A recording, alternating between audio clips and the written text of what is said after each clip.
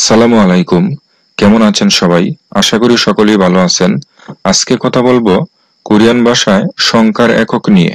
কোরিয়ানরা সংখ্যার ক্ষেত্রে বিভিন্ন একক ব্যবহার করে থাকে।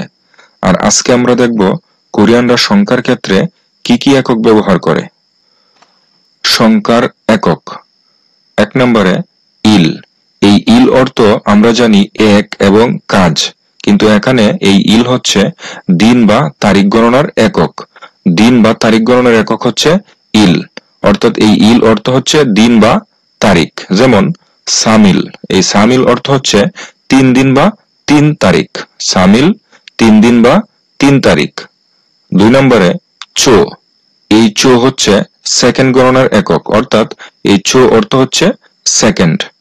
যেমন ইলচো, এর অর্থ হচ্ছে 1 সেকেন্ড। ইলচো 1 সেকেন্ড। 3 নম্বরে বুন। এই বুন হচ্ছে মিনিট গণনার একক। বুন মিনিট গণনার একক, যার অর্থ হচ্ছে মিনিট। যেমন ইশিপুন। এই ইশিপুন হচ্ছে 20 মিনিট। ইশিপ হচ্ছে 20 আর বুন হচ্ছে মিনিট। ইশিপুন 20 মিনিট। 4 নম্বরে বন। এই বন হচ্ছে নাম্বার গণনার একক। যেমন সাবন 4 নাম্বার। সাবন 4 নাম্বার। 5 নম্বরে জু।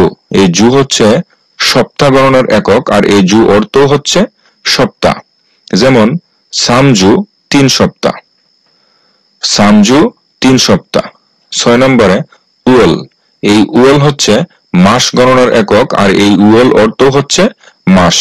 উয়েল হচ্ছে মাস গণনার একক। যেমন ও উয়েল অর্থ হচ্ছে মে মাস।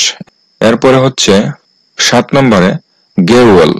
গেউয়েল হচ্ছে মাসকে নির্দিষ্ট করে বোঝালে, অর্থাৎ কোনো মাসকে যদি নির্দিষ্ট করে বোঝানো হয় তাহলে সেই মাসের একক হিসেবে গেউয়েল ব্যবহার করা হয়।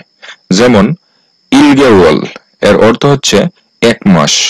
ইলগেউয়েল 1 মাস। এখানে 1 মাসকে নির্দিষ্ট করে বোঝানো হয়েছে, যার কারণে একক হিসেবে গেউয়েল ব্যবহার করা হয়েছে। এরপরে হচ্ছে 8 নম্বরে নিয়ন।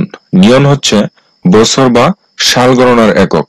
নিয়ন বছর বা সাল। যেমন ইনিয়ন 2 বছর। ইনিয়ন 2 বছর।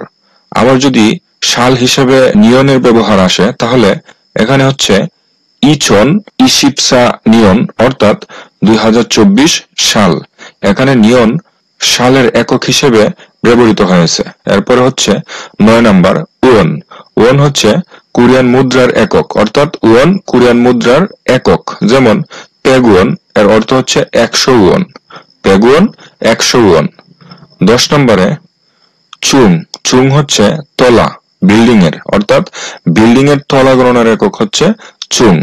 এই চুং অর্থ হচ্ছে তলা। যেমন ইচুং 2 তলা। ই হচ্ছে 2 আর চুং হচ্ছে তলা। ইচুং 2 তলা। 11 নম্বরে ইনবুন। ইনবুন হচ্ছে মানুষ গণনার একক জন হিসাবে, অর্থাৎ পরিমাণে যদি মানুষ গণনা করা হয় তাহলে ইনবুন সেই মানুষের একক হিসেবে জন অর্থে ব্যবহার করা হয়ে থাকে। যেমন সাইনবুন। এখানে সা হচ্ছে সার আর ইনবুন হচ্ছে জন, অর্থাৎ সাইনবুন হচ্ছে 4 জন, অর্থাৎ পরিমাণে মানুষ বুঝিয়েছে। 12 নম্বরে তাল্য। তাল্য হচ্ছে ডলার বা ইউএস ডলার গণনার একক। তাল্য ডলার গণনার একক।